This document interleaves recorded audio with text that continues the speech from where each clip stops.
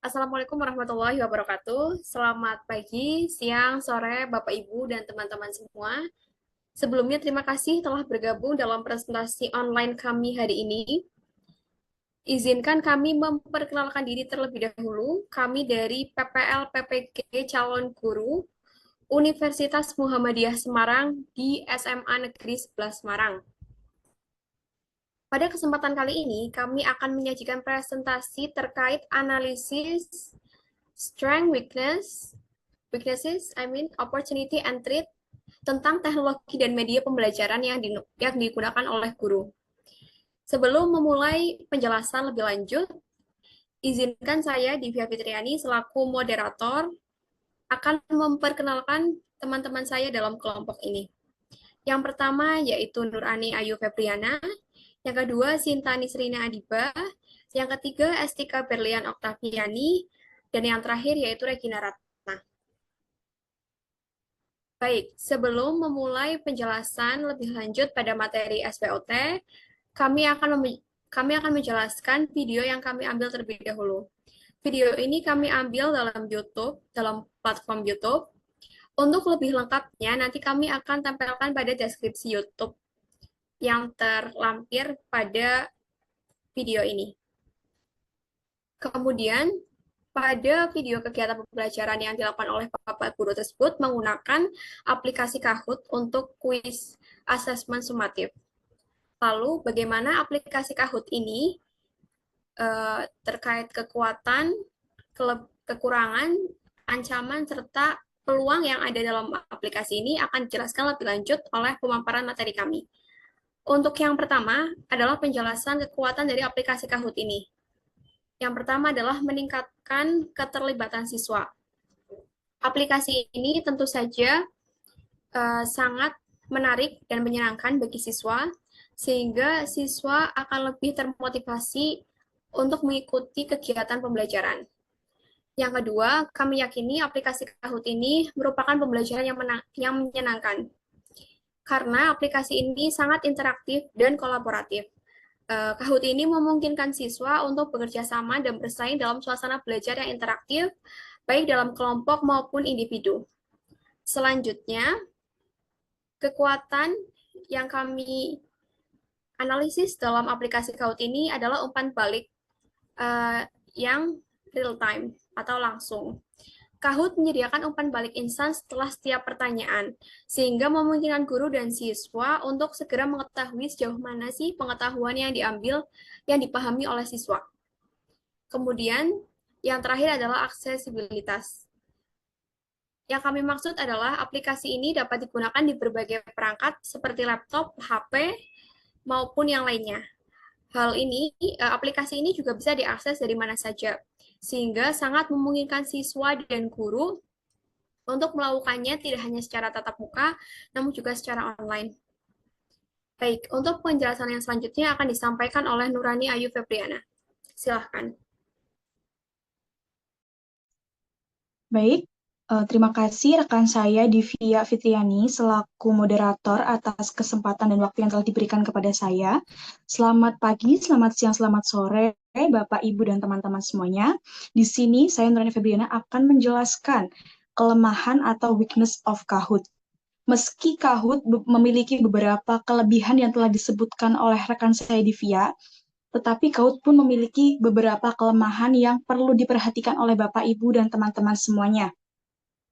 Yang pertama, ketergantungan pada koneksi internet, di mana kita tahu bahwa Kahoot adalah suatu platform online yang memerlukan koneksi internet stabil untuk menjalankan proses pembelajaran yang optimal. Ketika di tengah-tengah pembelajaran, ketika siswa kehilangan koneksi internetnya, maka peserta didik tersebut akan kehilangan progres yang telah dijalankannya juga. Dan koneksi internet yang buruk atau daerah yang memiliki infrastruktur koneksi internet yang buruk tidak bisa menjalankan Kahoot dengan maksimal. Yang kedua adalah versi gratis memiliki banyak keterbatasan. Bahwa kita tahu ketika kita menggunakan suatu platform yang memiliki versi gratis, premium, dan lain-lain, pasti akan ada perbedaan ya teman-teman dan Bapak Ibu semuanya. Jadi dalam versi gratis Kahoot, nanti kita akan menemukan beberapa keterbatasan seperti jumlah peserta. Kita hanya bisa menambahkan 100 peserta saja. Kita tidak bisa mengimpor soal dari spreadsheet ataupun Excel, dan banyak sekali iklan yang akan mengganggu proses pembelajaran dalam Kahoot. Dan Bapak Ibu teman-teman semuanya ketika ingin mengupgrade ke versi premiumnya, maka akan ada biaya berlangganannya, dan itu akan mempengaruhi keuangan dari suatu sekolah atau guru ya, teman-teman atau Bapak Ibu.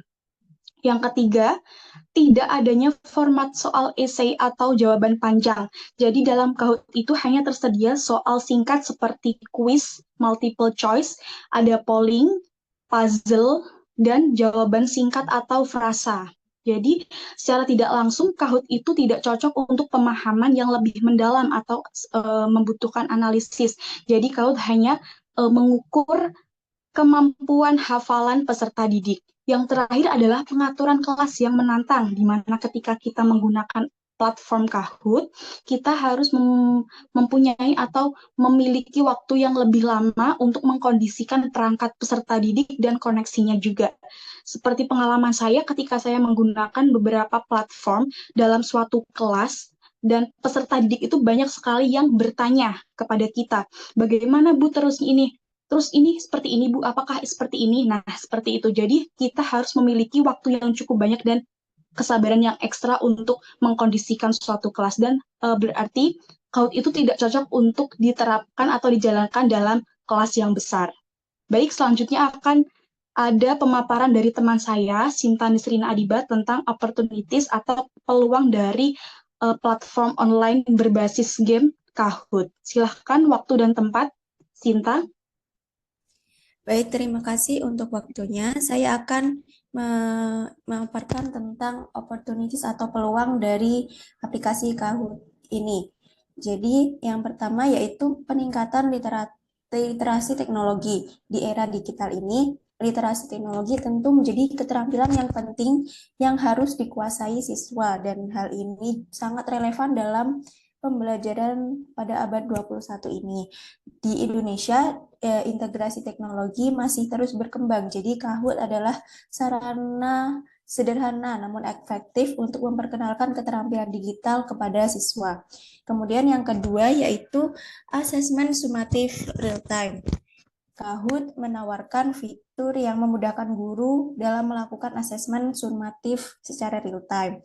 Dalam pembelajaran, asesmen sumatif biasanya dilakukan melalui tes tertulis di akhir topik atau unit.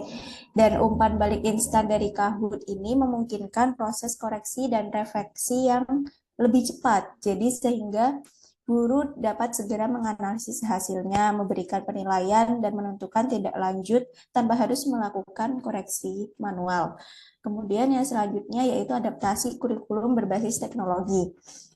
Aplikasi Kahoot ini mendukung adaptasi kurikulum berbasis teknologi yang sangat cocok untuk kurikulum merdeka yang diterapkan di Indonesia. Kurikulum merdeka ini menekankan pada kreativitas dan kemandirian siswa. Jadi dengan Kahoot ini, guru dapat membuat kuis yang berbasis dengan budaya lokal atau topik yang disesuaikan dengan berbagai tema dan tingkat kesulitan yang dapat membantu siswa memahami materi dengan cara yang lebih efektif. Kemudian yang keempat yaitu akses yang fleksibel. Salah satu keunggulan utama Kahoot dalam pembelajaran di Indonesia yaitu fleksibilitas akses. Kahoot dapat digunakan di berbagai perangkat, baik laptop maupun mobile, tanpa memerlukan instalasi khusus atau mendownload aplikasi, dan cukup membuka di web browser. Di Indonesia juga infrastruktur dan akses internet masih sangat bervariasi antara satu daerah dengan daerah lainnya. Jadi misalnya jika daerah yang memiliki akses internet yang terbatas, guru dapat menyiapkan kuis Kahoot sebelumnya dan mengoreksinya di kelas untuk dimainkan bersama. Jadi penggunaan Kahoot dalam pembelajaran di Indonesia membawa banyak peluang yang sangat potensial untuk meningkatkan keterampilan dan motivasi belajar siswa. Melalui peningkatan literasi teknologi, asesmen sumatif real time, adaptasi kurikulum berbasis teknologi, dan akses yang fleksibel. Jadi sekian untuk opportunities dari aplikasi Kahoot. Yang selanjutnya akan disampaikan oleh Mbak Estika Berlian. Baik, terima kasih rekan saya Sinta. Saya akan melanjutkan analisis yang selanjutnya, yaitu threats atau ancaman. Di sini kita akan memaparkan analisis ancaman penggunaan media pembelajaran Kahoot pada video pembelajaran di YouTube. Salah satu ancamannya yang pertama yaitu adanya gangguan teknologi, yang mana guru harus memastikan terlebih dahulu device yang digunakan itu sudah kompatibel untuk aplikasi Kahoot ini sendiri. Juga harus dipastikan apakah internetnya sudah lancar, serta sarana prasarana di kelas itu sudah sesuai. Untuk selanjutnya, ancaman yang selanjutnya itu adanya kemungkinan terjadi distraksi di siswa, karena apabila Kahoot ini tidak berbayar atau free, gratis, itu akan adanya iklan yang mengganggu siswa tersebut. Jadi siswa akan terganggu konsentrasinya, tidak terfokus pada materi yang diajarkan di Kahoot itu sendiri atau soal-soal yang dikerjakan. Sehingga perlu adanya monitor khusus dari guru ke siswa agar siswa dapat fokus pada soal atau materi yang dikerjakan di Kahoot itu. Kemudian analisis thread selanjutnya akan dijelaskan oleh rekan saya, Regina Ratna. Terima kasih. Baik, terima kasih atas waktunya Mbak Erlin. Untuk threats atau ancaman dari aplikasi Kahoot ini sendiri, karena yang sudah kita ketahui bersama, teknologi pastilah berhubungan erat dengan koneksi internet, sama seperti dengan weakness yang sudah disampaikan oleh Mbak Nurani Ayu Febiana. Threats atau ancaman ini juga koneksi internet, karena Kahoot hanya bisa digunakan secara online. Nah, maka koneksi yang lambat atau putus-putus akan menyebabkan terganggunya jalannya kuis. Jika internetnya bermasalah, siswa mungkin akan kesulitan menjawab soal dengan tepat waktu, atau bisa jadi kuisnya bahkan harus berhenti. Hal ini tentunya akan mengganggu proses belajar dan akan membuat siswa menjadi kurang bersemangat. Selain itu, yang keempat, yaitu potensi kecurangan. Karena di Kahoot ada kemungkinan siswa berbuat curang. Bisa saja, para siswa akan mencari jawaban di internet atau bekerjasama dengan teman yang lain selama kuis berlangsung. Hal ini akan membuat hasil yang mereka dapatkan tidak sesuai dengan pemahaman siswa yang sebenarnya. Karena itu, guru perlu untuk lebih cermat membuat soal yang tidak hanya sekedar hafalan saja, tetapi juga soal yang bisa menuntut siswa untuk berpikir kritis agar tidak menemukan celah untuk berbuat curang. Untuk threats atau ancaman begitu yang bisa kami sampaikan. Selanjutnya akan saya kembalikan kepada moderator Mbak Divya. Terima kasih untuk penjelasannya. Sebagai penutup, saya selaku moderator izin menyampaikan kesimpulan pada hasil analisis kami. Pada yang kami lakukan, analisis Kahoot aplikasi game online berbasis Kahoot ini menunjukkan bahwa platform ini memiliki kekuatan dan kelemahan seperti yang tadi sudah disampaikan oleh teman-teman saya. Yang mana dalam penggunaannya bisa menyenangkan dan bisa meningkatkan motivasi dan keterlibatan siswa, namun terdapat kelemahan terkait keterbatasan konten yang dapat disesuaikan, serta ketergantungan pada perangkat, kemudian koneksi internet yang mungkin kurang stabil. Di sisi lain, ada peluang untuk memperluas penggunaan Kahoot ini di berbagai mata pelajaran dan mengintegrasikannya dengan alat pembelajaran yang lain.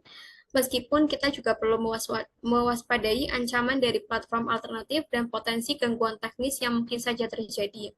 Dengan memahami analisis ini, kita dapat merencanakan langkah-langkah strategis untuk memaksimalkan potensi penggunaan Kahoot maupun aplikasi lainnya yang mirip sebagai alat pembelajaran yang efektif. Mungkin itu saja penjelasan dari kami, kurang dan lebihnya mohon maaf. Terima kasih atas perhatian dan partisipasinya. Kami akhiri, wassalamualaikum warahmatullahi wabarakatuh. Waalaikumsalam warahmatullahi wabarakatuh. warahmatullahi wabarakatuh.